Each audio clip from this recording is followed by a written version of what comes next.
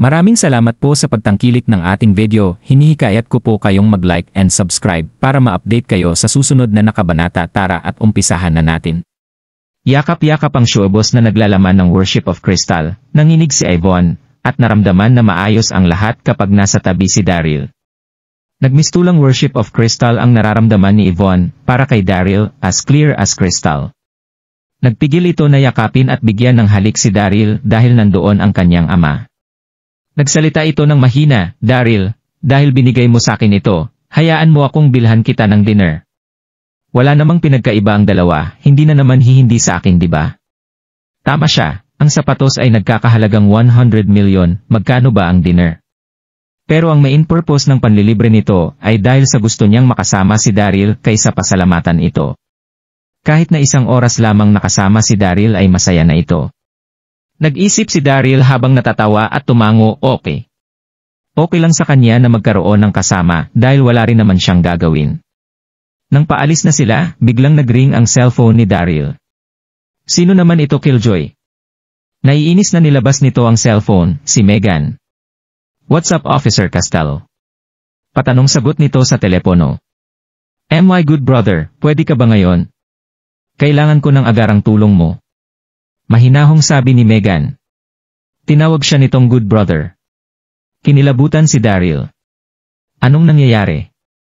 Noon ay hirap ito na tawagin si Daryl na good brother, bakit napaka-casual niya itong sinabi ngayon? Mapang-asar na sumagot si Daryl, "My good sister, anong agarang tulong ang kailangan mo?"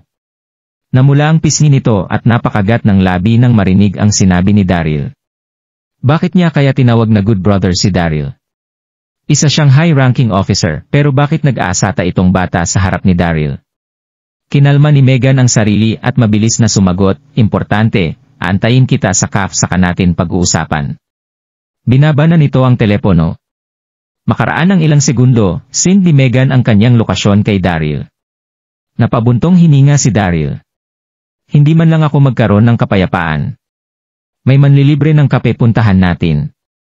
Kinagat ni Yvonne ang labi at nag-aalangang nagtanong, "Sino yun?" Mukhang close si Daryl at ang kausap nito dahil sa tawagang good brother at good sisters, pero walang ideya sa Yvonne kung sino ito, ang alam lang niya ay hindi yun si Lily. Medyo na-disappoint siya. Gustong sabihin ni Daryl na si Megan yon, pero na-sense nito na nag-iba ang mood ni Yvonne kaya umiiti at nagsalita. "Kaibigan lang." Sa isip-isip nito, bakit bigla akong nagkapake sa iniisip niya? Sumagot si Yvonne, "Hindi na kita guguluhin, mukhang urgent ang kaibigan mo." "Okay, ihahatid na kita." Sabi ni Daryl. Sino kaya ang napakaswerte na makakapangasawa sa maalalahaning si Yvonne? Pero kinakabahan siya, kinagat niya ang labi at napaisip, bakit niya ako ihahatid? Nagbibiro lang naman ako. Gusto kong makita kung sino ang kaibigan mo na close sa'yo. Hindi mo ba alam na double meaning madalas ang sinasabi ng mga babae?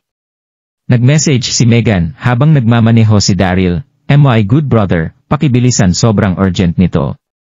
Sa mansyon ng mga Darby. Sa secret chamber ay nakangiting nakaupo si Master Darby. May 2 tasa ng tsaa at mabango ang kapaligiran. May umupong lalaki sa kabilang dulo ni Drake. Nakataoist robe, may tirinta sa ulo, at mukhang nasa 30s or 50s na ito. Mukha naman siyang matino pero may nakakalito at devilish aura ito. Siya si Brian Cunningham, kilala rin sa tawag na Priest Brian. "Kapwa ko pari, isang malaking karangalan ang mabasbasan mo kami ng iyong presensya," sabi ni Drake at ininaas ang tasa para sumaludo. 2 araw na ang nakalilipas mula noong mag-send ng message si Drake kay Brian. Nag-expect ito na darating matapos ang ilang araw pero dumating si Brian pagkaraan lamang ng 1 araw. Kumaway ang nakangiting si Brian, "Hindi kailangan maging magalang dahil tayo ay magkaibigan. Ano ang urgent matters na kailangan natin ayusin?" Huminga ng malalim si Drake, "Gusto kong magsanay sa pagpapalakas ang pamilya Darby." Nang sabihin niya ito, nakaramdam siya ng galit kay Daryl dahil sa dinulot nito. Nagningning ang mga mata ni Brian at tumawa, "Ipagpatuloy mo." Mapait nang umiti si Drake, "Sa katunayan ay mayroon akong pabor na hihingin sa'yo, kailangan ng spiritual elixir upang maging malakas. Mayroon akong daang-daang pamilya sa Darby clan, pero kailangan ko ng daang-daang pills ng spiritual elixir. Nanghihina itong nagpatuloy, kapwa ko pari, gagawin ko ang lahat ng sabihin mo kung matutulungan mo lamang ako na makakuha ng spiritual elixirs. Sandaling nag-isip si Brian nang may ningning ang mga mata. Sige, tutulungan kita sa isang kondisyon. Masayang nagsalita si Drake, kahit ano. Sasang-ayon ito basta mag-practice ang buong pamilya. Natawa si Brian, huwag kang oo ng basta-basta dahil ang bagay na hihingin ko sa'yo ay hindi simple. Napakunot si Drake. Uminom si Brian ng tsaa at nagsalita, gusto kong sumali ang buong Darby clan sa Eternal Life Palace Sect. Ano? Eternal Life Palace Sect. Nagulat si Drake dahil ang Eternal Life Palace Sect ay isa sa dawalang malalaking kulto at may reputasyon ang mga ito sa paggawa ng kasamaan. Kumpletong oposisyon ng 6 Orthodox sects. Isa pa, si Drake ay isang tagasunod ng Shaolin sect, isa sa 6. Gulat na nagsalita si Drake, isa ka ba sa tumatayong ama ng Wudang sect? B. Bakit gusto mo akong pasalihin sa Eternal Life Palace? Bahagyang napatawa si Brian at mahinahon na nagsalita, nag-retire na ako sa Wudang sect. Ginawa ko ang lahat para sa sect pero anong natanggap ko na kapalit? Sa katunayan ay miyembro na ako ng Eternal Life Palace, hindi ko lang nasabi sa'yo. Narealize na ni Drake lahat pero malungkot pa rin ang mood nito. Pag-isipan mo muna ng maigi, may mga kailangan pa akong gawin kaya kailangan ko nang umalis. Babalik ako pagkatapos ng ilang araw para sa desisyon mo. Tumayo si Brian ng may ngiti at nagpatuloy, tutulungan kitang makakuha ng spiritual elixir kung sasali ang buong Darby clan sa Eternal Life Palace. Tumango lamang si Drake at tuluyan nang umalis si Brian. Nag-isip ito ng malalim, nangangahulugang tatraidorin niya ang Shaolin sect kung sasanib ang buong pamilya niya sa Eternal Life Palace at ito ay tabuo sa mundo ng kulto. Pero si Brian lamang ang makakatulong kay Drake at hindi makapag-practice ang kanyang pamilya kung hindi siya sasangayon sa kondisyon ni Brian. Sa Island Cafe, isa sa pinakasikat na cave sa Donghai City. Masarap na kape at magandang kapaligiran ang nagdahilan kung bakit madalas itong bisitahin ng maraming couples. Puno ang cafe ng sandaling iyon, pero ang lahat ay mahinahon kung magsalita. Nag-aantay na si Megan sa loob nang makarating si Daryl. Dito, signal ni Megan. Sobrang ganda ng itsura ni Megan ngayon araw. Nakasuot siya ng bell-bottom jeans na nakayakap sa kanyang katawan. Excuse me, bakit ka nakatitig? Sabi nito nang may pagkadismaya. Hindi pa nakakaranas si Megan na matitigang maigi. Wala naman. Ani Daryl, what's up? My good brother, kailangan ko humingi ng pabor galing sayo. Hindi makapag-antay na sabi ni Megan.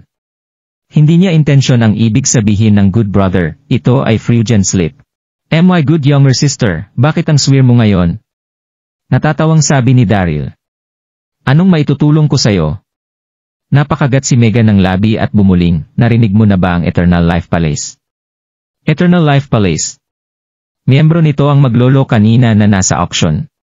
Isa ito sa dalawang pinakamalaking kulto. Oo, narinig ko na, anong nangyari? Tanong ni Daryl. Kailangan mo akong tulungan sa pag-iimbestiga nito. Mahinhing sabi ni Megan. Sa ngayon ay medyo magulo sa Donghai City. Ilang araw na ang nakalipas, nagtayo doon ng branch ng kulto ang Grandmaster Heaven at Eternal Life Palace. Di malayong mapunta sa mga aso ang lugar dahil sa presensya ng dalawang kulto. Buti na lamang at hindi masyadong aktibo ang Grandmaster Heaven dahil ang Hallmaster na si Skylar Blur ay hindi na nagpapakita. Ngunit ang Eternal Life Palace ay nanatiling aktibo matapos magtayo ng branch ay naglagim ito ng iba't ibang uri ng kasamaan gaya ng paggamit ng mga tao sa pag-improve ng elixirs. Nagbigay abiso ang mga leader ng pulis na kung hindi nila matatanggal ang Eternal Life Palace sa loob ng isang buwan, ay matatanggal ang lahat ng pulis sa kanila pwesto. Busy ang kapulisan sa pag-iimbestiga sa mga ito, ngunit wala silang nalocate ni isang branch ng nasabing kulto. May pag-aalangang ngumiti si Daryl. Anong magagawa ko kung kahit ang mga pulis ay hindi ito kayang labanan? Hindi mapakali si Megan, may nahuli kaming miyembro ng Eternal Life Palace sect kahapon, si Charles Wilson. Sa tingin naming ay mataas ang rank nito, pero kahit anong tanong naming ay wala siyang sinasabing impormasyon, kaya kinulong na lang naming siya. Humigop si Megan ng kape at nagsalita. Napag-isipan kong maglagay ng tao sa loob ng kulungan upang makaklose siya, at makita kung anong ibubunyag nito, kaya naman naisip ko na ikaw ang ilagay. Ano?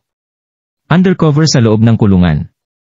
Ang ibig sabihin ni Megan ay kailangan makuha ni Daryl ang loob ni Chester bilang kapwa bilanggo. Nagbibiro ba siya? Halos napatayo si Daryl habang umiling, hindi masyadong mataas ang expectations mo sakin para gawing undercover. Mas gugustuhin ko pang labanan siya at isa pa, napakarami mong officers, bakit hindi ka nalang kumuha ng isa sa kanila kaysa ako? Maganda ang buhay sa labas kaya bakit niya pipiling maghirap sa loob ng presinto? Isang kabaliwan. Hindi mapakali ang dalawa, nagkaskas ng ngipin si Megan, at nagmakaawa, pakiusap my good brother, nagmamakaawa ako sa'yo bilang good yung sister mo, tulungan mo ako please. Hindi maintindihan ni Megan kung bakit si Daryl ang kanyang napili.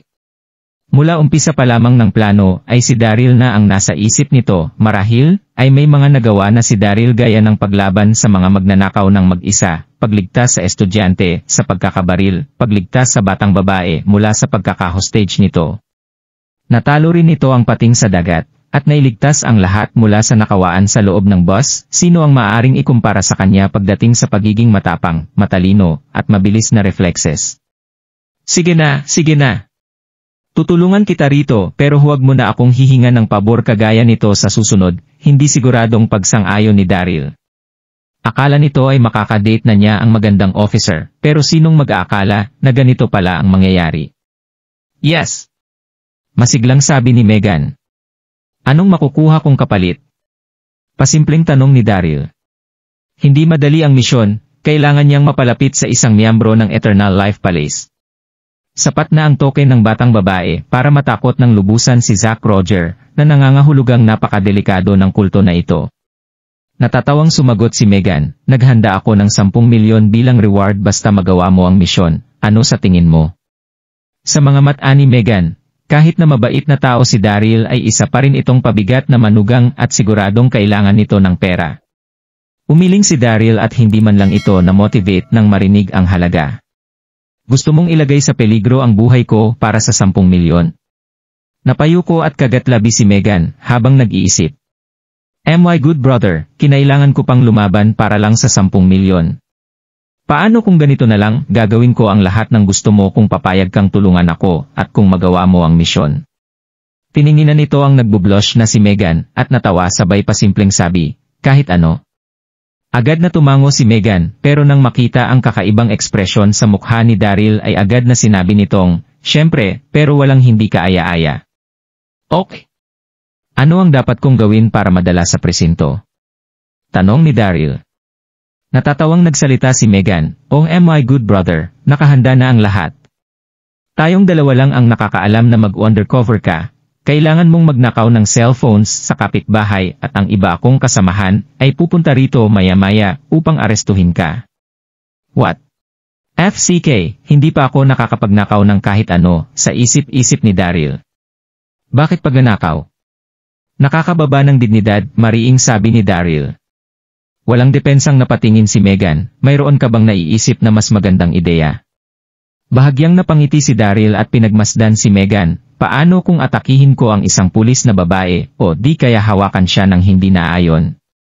Namula ang pisngi ni Megan at tumitig kay Daryl, hindi ako nakikipagbiruan. Fine, hindi na ako magjojoke. Mag-iisip ako ng ibang paraan dahil gusto kong pumasok sa presinto ng may dignidad. Narinig kong mababa ang tingin ng mga bilanggo sa mga magnanakaw. Seryosong pahayag ni Daryl. Tumango si Megan. Anong ibang paraan naman yun? Nag-offer ng ilang suggestions si Daryl gaya ng pambubugbog o di kaya ay hit and run mainam na pinag-isipan ni Megan ang lahat at sa huli ay sumang-ayon na lamang si Daryl sa pagnanakaw. Nag-text si Daryl kay Pearl at sinabing siya na muna ang magmamanage ng kumpanya habang wala si Daryl. Binigay rin ito ang account at password sa linya live streaming platform upang mabantayan ni Pearl si Lily. Agad itong pumunta sa katabing Apple Store nang matapos sa pagte-text. May nagnanakaw ng cellphone. Bilis! Huliin niyo yung magnangkaw. Matapos ang ilang segundo, lumabas si Daryl nang may hawak na 2 cellphone habang ang ilang empleyado ay hinahabol ito. Nagdulot ito ng kaunting kaguluhan, lahat ay nakatingin kay Daryl ngunit walang gusting ma-involve. Maya-maya pa ay hinuli na si Daryl ng ilang pulisya at dinala sa police car. Ang lahat ay natapos ng hindi hihigit sa 5 minuto. Hindi napigilan ni Megan na matawa sa loob ng cafe. Sinong mag-aakala na may talent pala itong si Daryl sa pag-arte?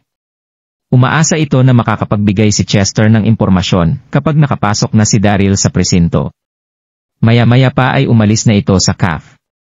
Agad na nakulong si Daryl, pinagpalit ito ng damit at sinuot ang uniforme sa loob ng presinto. Nakita nitong nasa free time ang mga bilanggo, may mga malalakaing tao na naglalaro ng basketball. 9 sa 10 sa mga ito ay may tattoo at peklat sa buong katawan. Donghai City First Hospital.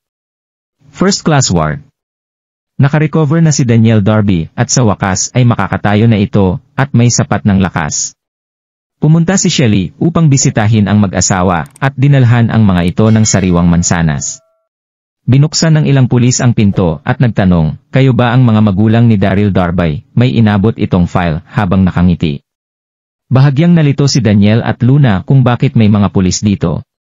Nilapitan sila ni Shelly at sumagot, o sila nga. Pwede ko bang malaman kung bakit at anong meron? Tumango ang officer, nahuli ang anak mo na nagnanakaw ng cellphones sa Apple Store.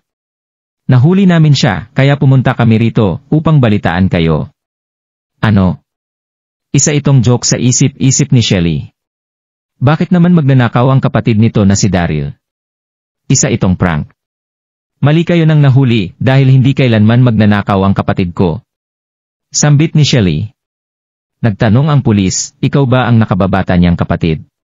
Hindi. Namumulang sabi ni Shelly.